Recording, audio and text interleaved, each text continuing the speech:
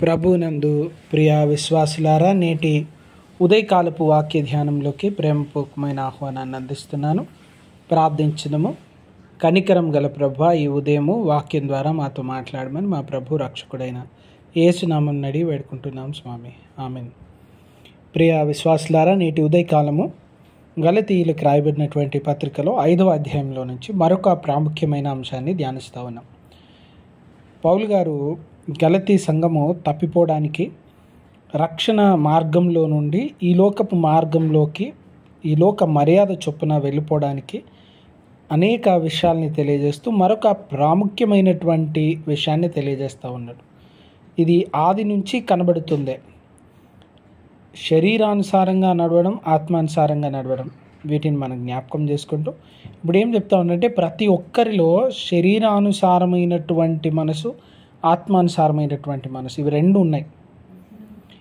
ఆత్మానుసారంగా జీవించే వాళ్ళు శరీరానుసారంగా జీవించాల్సిన కోరికలు, అలవాట్లు, వాటిని దూరం పెడతారు, వాటిని వదిలించుకుంటారు. అవి జీవితంలో లేకుండా చేసుకుంటారు, ఖాళీ చేసుకుంటారు హృదయం నుంచి. శరీరానుసారమైన జీవితాన్ని మనం ఖాళీ చేసుకోవాల్సినటువంటి అవసరత, ప్రాముఖ్యత దేవుని వాక్యం ఈ దినాన్ని మనకు తెలియజేస్తూ ఉంది. ఇవి మన జీవితంలో ఉంటే మనము దేవుని రాజ్యంలో ప్రవేశించమంటే 21వ వచనంలో జ్ఞాపకం చేసుకున్నాడు. ఇక్కడ చూడండి, ఇవన్నీ చేసిన తర్వాత ఇట్టి వాటిని చేయువారు దేవుని రాజ్యమును స్వతంత్రించుకున్నారని మీతో స్పష్టంగా చెప్పుచున్నాను. గలతీలారా, మీరు ఎన్నో పనులు చేస్తూ ఈ లోకంలో పడిపోవాలనుకుంటారు. ఈ లోకంలో పడిపోతే ఈ లోకపు కార్యములు గమనించండి. ఇక్కడ శరీరము అంటే తెలుగులో శరీరము అన్నారు, కానీ ఇంగ్లీష్లో ఫ్లెష్ అన్నారు. చూడండి, శరీరం అంటే బాడీ కాదు, బాడీ మంచిది. బాడీ అంటే శరీరం అంటే మీ శరీరము దేవునికి ఆలయము. తెలుగులోకి వచ్చేసరికి చాలా పదాలు మిక్స్డ్గా వాడారు. యాక్చువల్గా మాంసము, ఫ్లెష్ అంటే శరీరం అంటే బాడీ, అది దేవుని చేత చేయబడింది, అది మంచిది, అదిలో పరిశుద్ధాత్మ దేవుడు వసించుచున్నాడు కనుక శరీరం మంచిది. కానీ మాంసము అనే మాట దేనికి వాడారంటే, ఈ లోకంలో తుచ్చమైన కార్యాలు చేసే వాటన్నిటిని మాంసంతో పోల్చారు.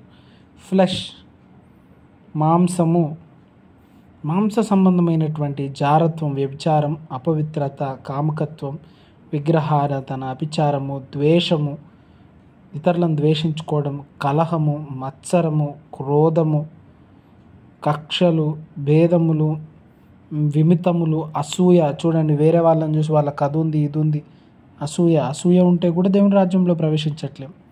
మత్తతలు, అల్లరితో కూడిన ఆటపాటలు మొదలైనవి ఇంకా ఉన్నాయంట చాలా, అందుకే మొదలైనవి. ఇవన్నీ ఈ లోకపు కార్యములు. మనకి ఇవి చాలా చిన్నగా అనిపిస్తుంది. ఎవరినో చూసి మనం అసూయ చెందుతాం, వాళ్ళకి అది ఉంది, ఇది ఉంది, మాకు లేదని అసూయ చెందుతాం. కొందరి మీద పగ పెంచుకుంటాం, కొందరి మీద కక్ష పెంచుకుంటాం, కొందరి మీద ద్వేషం పెంచుకుంటాం, కొందరిని క్షమించలేం. ఇటువంటి ఎన్నో ఇవి చిన్నగా కనబడతాయి. లేదా ఏదో ఒక విషయాన్నో, వ్యక్తినో, దేన్నో బాగా ఇష్టపడతాం, అది విగ్రహారాధన అయిపోతుంది. అనేక విగ్రహాలు మన జీవితంలో చేసుకుంటూ ఉన్నాం. ఇవన్నీ కూడా మనిషిని ఈ లోకంలో మాంసానుసారమైనటువంటి జీవితం, అంటే ఈ లోకంలో నీచమైనటువంటి జీవితం వైపు నడిపిస్తుంది. కనుక అవి ఈ లోకంలో నెమ్మదినివ్వవు. ఈ లోకము మిగిలిపోయిన తర్వాత దేవుని సన్నిధిలో ప్రవేశించడానికి కూడా ఆస్కారం కలిగించట్లేవు. కనుక ఈ 2 రకాల అలవాట్లు మనిషి హృదయంలో ఉన్నాయంట. ఇవి ఎప్పటికప్పుడు మనిషిలో పోరాటాన్ని కలగజేస్తున్నాయి. ఆత్మానుసారంగా జీవించడానికి ఎంతో ఆశపడతా ఉన్నాం, తాపత్రయపడతా ఉన్నాం. కానీ అదే సమయంలో శరీరము మనసును గుంజి వేస్తూ ఉంది, లాగి వేస్తూ ఉంది, ఈ లోకం వైపు ఆకర్షిస్తూ ఉంది, ఈ లోకం వైపు తీసుకుని వెళ్తూ ఉంది. ఆత్మ ప్రభు సన్నిధానానికి, దేవుని సన్నిధికి, దేవుని వైపు తీసుకెళ్తూ ఉంటే శరీరం, మాంసము నాశనం వైపు తీసుకెళ్తూ ఉంది. ఈ రెండిటి సంఘర్షణలో మనం జీవిస్తూ ఉన్నాం, ఈ రెండిటి సంఘర్షణలో మనం బ్రతుకుతూ ఉన్నాం.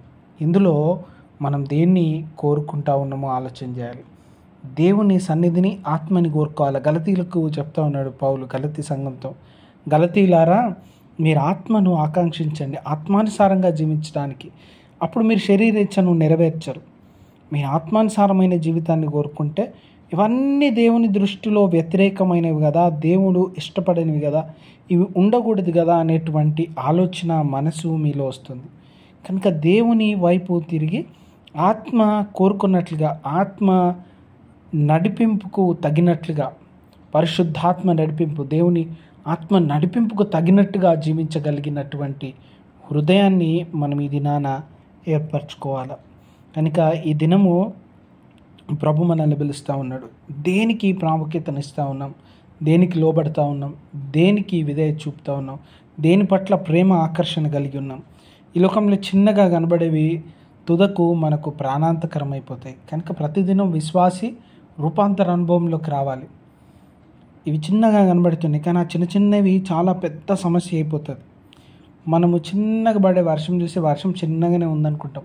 బొట్టు బొట్టు బొట్టు కలుసుకుంటూ పోతే అదొక ఏరు మహాసముద్రం అయిపోతుంది.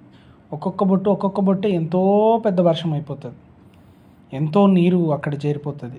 కనుక మనం చిన్నగా ఉన్నాయి కదా అనుకున్న అలవాట్లు తుదకు చాలా పెద్ద సమస్యలుగా మారుతాయి.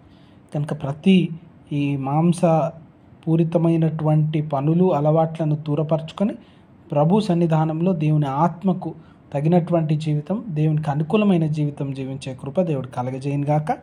ప్రార్థన చేసుకుందాం. కనికరం గల ప్రభువా, ఈ వారమంతా కాపాడి మీ రెక్కల నీటిలో ఆశ్రయము సంరక్షణనిచ్చి నా తండ్రి, ఇదిగో మీ నడిపింపునిచ్చినందుకు వందనాలు నాయన. రేపటి దినం నాయన మేము ప్రార్థన పూర్వకంగా మీ పరిశుద్ధ సన్నిధికి చేరి మిమ్మల్ని ఆరాధిస్తూ నాయన మరొక నూతన వారం కొరకు సిద్ధపడేటువంటి హృదయం దయచేయమని, వాక్యానుసారంగా జీవించడానికి, మీ సన్నిధిలో గడపడానికి, వాక్యంను నేర్చుకోవడానికి మీ కృప దయచేయమని మమ్మల్ని బలపరచు. మా ప్రభు రక్షకుడైన యేసు ప్రభుల వారి దివ్యనామం అడిగి వేడుకుంటున్నాం స్వామి. Amen. God bless you all.